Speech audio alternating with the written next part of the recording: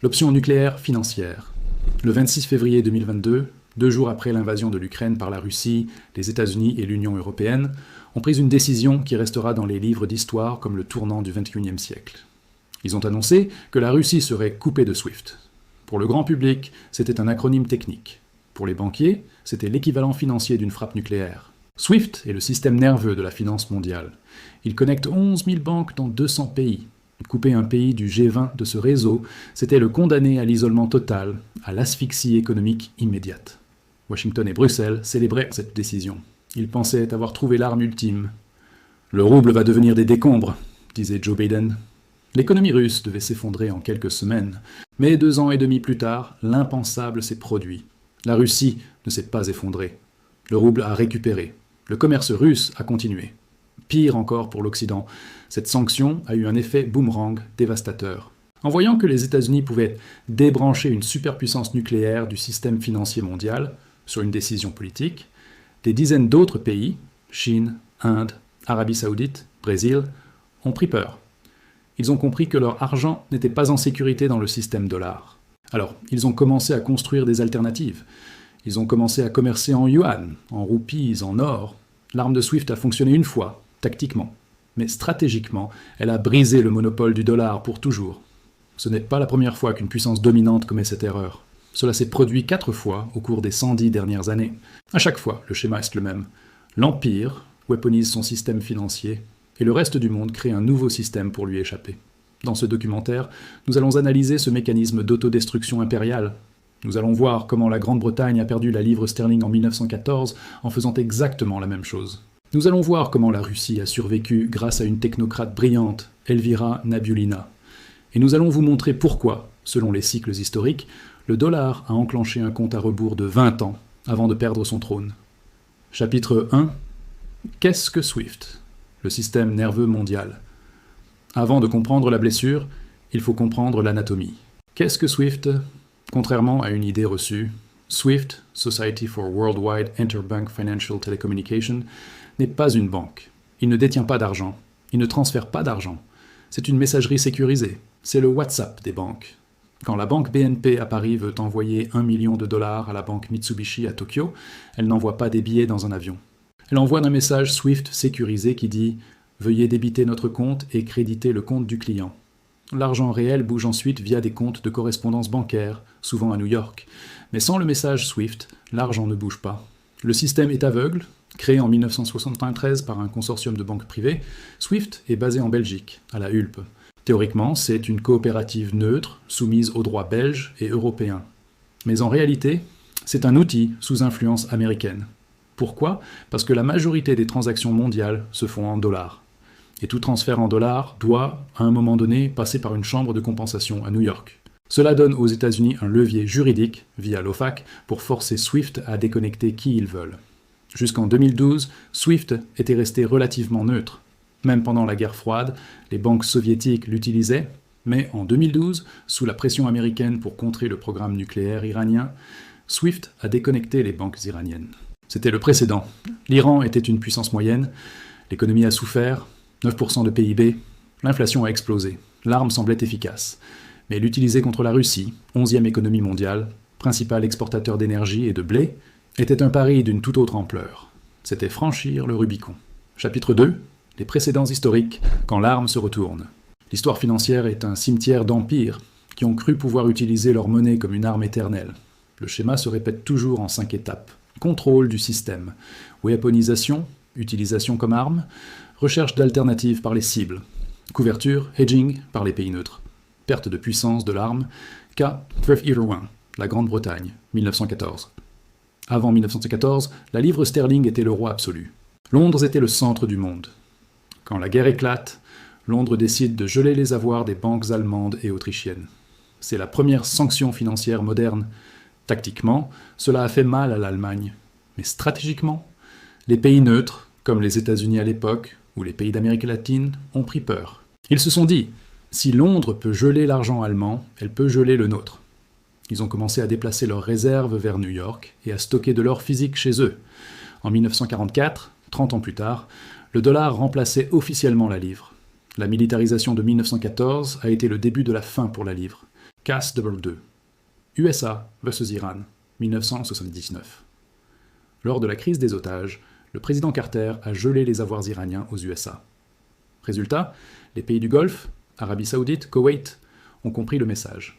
Ils ont commencé à diversifier leurs avoirs, à acheter de l'or et à utiliser des banques suisses ou londoniennes plutôt que new-yorkaises pour une partie de leur fortune. Le monopole absolu du dollar s'est fissuré. CAS 3. USA vs Russie, 2014. Après l'annexion de la Crimée, les USA ont imposé des sanctions légères. Ils n'ont pas coupé SWIFT. C'était la pire décision possible. C'était assez pour énerver la Russie, mais pas assez pour la tuer. Cela a donné 8 ans à Vladimir Poutine et à Elvira Nabiullina, la gouverneure de la Banque centrale russe, pour se préparer. Entre 2014 et 2022, la Russie a vendu la quasi-totalité de ses bons du Trésor américain, acheté massivement de l'or, créé son propre système de messagerie, SPFS, créé son système de carte bancaire nationale, MIR. Quand la bombe de 2022 est tombée, la Russie avait déjà construit son bunker. Chapitre 3. Le choc de 2022. Pourquoi la Russie n'a pas coulé? Revenons à ce fameux week-end de février 2022 qui a changé la face de la finance mondiale. Lorsque les sanctions tombent, c'est un choc et une stupeur absolue.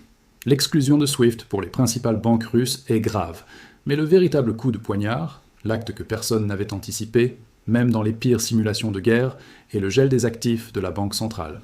En un clic, 300 milliards de dollars et d'euros, l'épargne de tout un peuple, accumulée pendant 20 ans de vente d'énergie, sont rendus inaccessibles.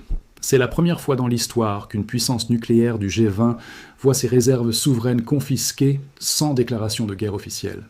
À Washington et à Bruxelles, on sabre le champagne.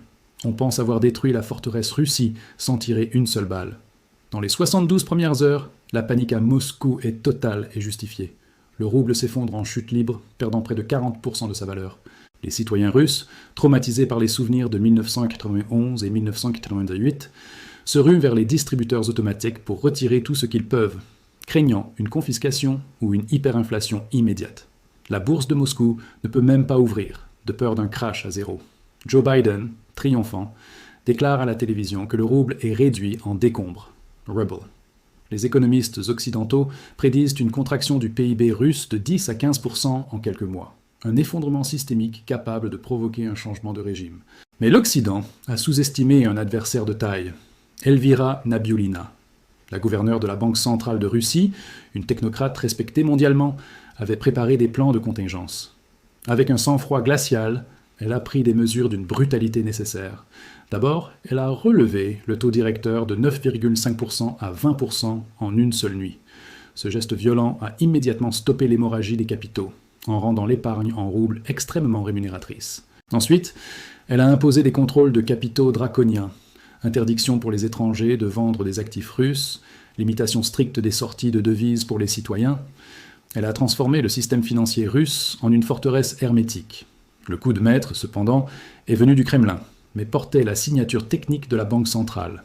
Vladimir Poutine a signé un décret imposant aux pays inamicaux, l'Union européenne, de payer leurs importations de gaz naturel en roubles. C'était une manœuvre de judo financier brillante. L'Europe, dépendante du gaz russe pour son chauffage et son industrie, n'avait pas le choix. Pour obtenir du gaz, les entreprises européennes devaient désormais acheter du rouble sur le marché d'échange. Cela a créé une demande artificielle et massive pour la monnaie russe, forçant ceux-là même qui voulaient la détruire à la soutenir pour ne pas geler en hiver. En parallèle, une réorientation logistique titanesque s'est opérée en un temps record. Coupée des marchés occidentaux, la Russie a redirigé ses flux commerciaux vers l'Est et le Sud. Les pétroliers, qui partaient autrefois vers Rotterdam, ont mis le cap vers l'Inde et la Chine. Une flotte fantôme de centaines de navires, opérant sans assurance occidentale et souvent éteignant leurs transpondeurs, a été assemblée pour transporter le brut de l'Oural. L'Inde, assoiffée d'énergie bon marché pour sa croissance, s'est jetée sur l'aubaine, raffinant le pétrole russe pour le revendre parfois à l'Europe. Les flux financiers ont suivi les flux physiques, passant du dollar et de l'euro au dirham, à la roupie et au yuan. Le résultat a stupéfié le monde. En 3 mois, le rouble avait non seulement récupéré toutes ses pertes, mais il s'échangeait à un niveau supérieur à celui d'avant la guerre. L'excédent courant de la Russie a explosé grâce à la hausse des prix de l'énergie.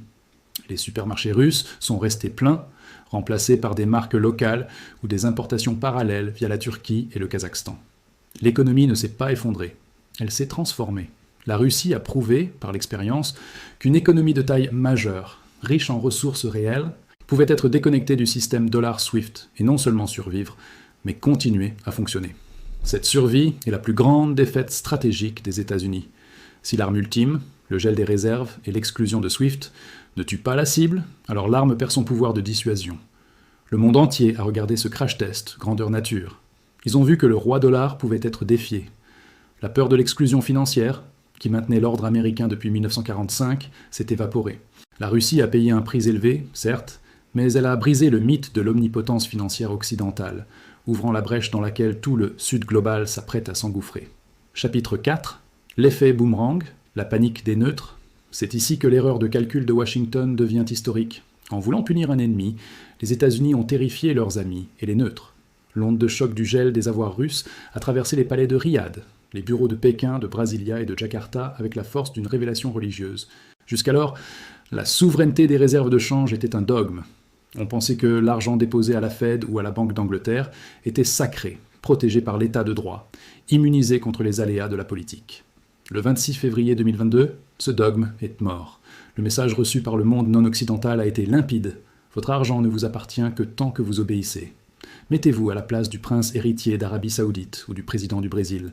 Vous n'êtes pas en guerre contre l'Amérique aujourd'hui. Mais demain, si vous avez un désaccord sur la production de pétrole, sur la politique climatique, sur les droits de l'homme ou sur un conflit régional, savez-vous ce qui peut arriver à vos milliards stockés à New York? La réponse est désormais oui. Ils peuvent disparaître sur une simple signature du président américain. Le dollar essaie de passer du statut de monnaie de réserve neutre, un bien public mondial, à celui de monnaie politique risquée, une arme de coercition. Pour un gestionnaire de risque prudent, c'est inacceptable. La réaction de la Chine a été la plus rapide et la plus massive, car elle sait qu'elle est la prochaine sur la liste en cas de conflit à Taïwan. Pékin a accéléré la liquidation de son portefeuille de bons du Trésor américain, qui est passé de plus de 1100 milliards à environ 770 milliards. Ce n'est pas une vente économique, c'est une évacuation d'urgence. En parallèle, la Chine a ordonné à ses banques d'État et à ses fonds souverains d'accumuler des actifs non saisissables. Les importations d'or ont explosé, souvent via des canaux non officiels pour ne pas alerter les marchés. La Chine construit un pare-feu monétaire, se préparant au jour où elle sera, elle aussi, coupée du réseau. L'Arabie Saoudite, pilier du système du pétrodollar depuis 1974, a opéré un pivot spectaculaire. En 2023, Riyad a déclaré publiquement qu'elle était ouverte à vendre son pétrole dans d'autres devises que le dollar, brisant un tabou vieux de 50 ans. Elle a commencé à accepter le yuan pour certaines transactions avec la Chine. Ce n'est pas juste du commerce, c'est un signal politique majeur. Le monopole du dollar sur l'énergie est terminé. Le royaume diversifie ses alliances, refusant de mettre tous ses œufs dans le panier américain désormais percé par l'incertitude juridique. L'expansion des BRICS en est la conséquence directe. En 2024, le groupe a doublé de taille, intégrant des poids lourds énergétiques. Émirats, Iran, Arabie Saoudite, Égypte. Des dizaines d'autres pays font la queue pour rejoindre le club. Pourquoi cet engouement soudain? Ce n'est pas par amour du communisme chinois ou de l'autoritarisme russe, c'est pour obtenir une assurance vie financière. Rejoindre les BRICS, c'est accéder à un système de règlement alternatif, à une nouvelle banque de développement, à un réseau qui promet de ne jamais utiliser la monnaie comme une arme politique. C'est le syndicat des pays qui ont peur du dollar. L'effet boomerang est donc total. En utilisant l'arme de la sanction maximale contre la Russie, les États-Unis ont détruit la confiance qui était le fondement même de leur empire financier. Ils ont transformé des clients captifs en concurrents actifs. Ils ont créé l'incitation parfaite pour que le reste du monde investisse des milliards dans la construction d'une infrastructure financière parallèle. Ce que la Chine et la Russie n'avaient pas réussi à faire en 20 ans de discours anti-américains, Washington l'a accompli en un week-end par arrogance stratégique. Chapitre 5. Les alternatives, CIPS, SPFS et l'or. Si le dollar n'est plus sûr et que SWIFT est une arme, que reste-t-il? Pendant longtemps, la réponse était « rien ». C'est ce qui assurait le monopole américain. TINA, there is no alternative. Mais la nécessité est la mère de l'invention. Depuis 2022, une infrastructure financière alternative, fragmentée mais fonctionnelle, émerge à une vitesse stupéfiante. Elle repose sur 3 piliers, qui contournent chacun une partie du contrôle américain. Le premier pilier est le CEPS, Cross-Border Interbank Payment System, le SWIFT chinois. Lancé en 2015, il était resté un nain pendant des années. Mais la crise russe lui a donné un coup de fouet vital. En 2023 et 2024, son volume de transactions a bondi, traitant désormais l'équivalent de centaines de milliards de dollars par jour. Il connecte plus de 1400 institutions financières dans 110 pays. Ce système permet aux banques russes, iraniennes, brésiliennes ou saoudiennes de régler des échanges directement en yuan, sans jamais toucher au système bancaire américain, sans jamais passer par New York. Ce n'est pas encore le tueur de SWIFT en volume, mais c'est une roue de secours opérationnelle qui grandit chaque jour. Le deuxième pilier est l'interconnexion des systèmes nationaux de paiement. La Russie a développé le SPFS, l'Inde a développé l'UPI, Unified Payment Interface, le Brésil a le PIX. Ce qui se passe maintenant, c'est la connexion directe de ces tuyaux. L'Inde et les Émirats arabes unis ont récemment connecté leur système pour permettre des règlements instantanés en roupies et en dirhams. La Russie et l'Iran ont connecté leur réseau bancaire pour contourner totalement SWIFT. On assiste à la naissance d'un réseau décentralisé, maillé, où l'argent circule de point à point sans passer par le centre névralgique occidental. C'est la balkanisation de la finance mondiale. Le troisième pilier, et le plus important pour la réserve de valeur, est le retour de l'or. C'est le grand gagnant silencieux de cette guerre. En 2022, 2023 et 2024, les banques centrales mondiales ont acheté de l'or à des niveaux records, jamais vus depuis les années 1960, la fin de Bretton Woods. Plus de 1000 tonnes par an disparaissent des marchés pour finir dans des coffres souverains. Pourquoi ? Parce que l'or est le seul actif financier qui est incensurable. On ne peut pas geler un lingot d'or stocké physiquement à Moscou ou à Pékin. Il n'a pas de risque de contrepartie. Il ne dépend pas de SWIFT. Il est la monnaie ultime de méfiance. L'or redevient un actif de règlement international. On a vu des pays africains commencer à échanger de l'or contre du pétrole pour préserver leur devise. La Russie utilise l'or pour équilibrer ses comptes avec certains partenaires asiatiques. Les BRICS discutent ouvertement de la création d'une unité de compte commercial adossée à un panier de matières premières et d'or. L'or, que les banquiers centraux occidentaux qualifiaient de « relique barbare », redevient la pierre angulaire de la souveraineté monétaire pour tous ceux qui craignent le dollar. Ces alternatives créent un monde financier à deux vitesses. Un monde dollar pour l'Occident et ses alliés, rapide, intégré, mais surveillé. Et un monde sud-global pour le reste, basé sur l'or, le yuan et les échanges locaux, plus lent, plus fragmenté, mais souverain et incensurable. La Russie a prouvé que l'on pouvait vivre dans ce deuxième monde. Désormais, la porte est ouverte pour que d'autres la rejoignent, réduisant d'autant la sphère d'influence du dollar. Chapitre 6. Le calendrier de la chute. 1914 de 2022. La question que tout le monde se pose est « Combien de temps reste-t-il au dollar ?» Pour répondre, il ne faut pas regarder les graphiques boursiers de la semaine, mais les cycles longs de l'histoire impériale. Le précédent britannique nous offre une feuille de route effrayante de précision. La Grande-Bretagne a weaponisé la livre sterling pour la première fois en 1914, en gelant les avoirs ennemis et en suspendant la convertibilité or. À ce moment-là, elle était le maître incontesté du monde financier. Il a fallu exactement 30 ans, de 1914 à 1944, accord de Bretton Woods, pour que la livre perde officiellement son statut de monnaie de réserve mondiale au profit du dollar. 30 ans de déclin, de guerre, d'inflation et de mauvaise gestion ont été nécessaires pour détruire la confiance accumulée en un siècle. Si l'on applique ce gabarit historique aux États-Unis, en prenant 2022, la weaponisation suprême contre la Russie, comme point de départ, la fin de l'hégémonie du dollar se situerait mathématiquement autour de 2050-2052. Cependant, nous vivons dans un monde exponentiel. La technologie accélère tout. En 1914, pour changer de système monétaire, il fallait déplacer des tonnes d'or physique par bateau et signer des traités sur papier.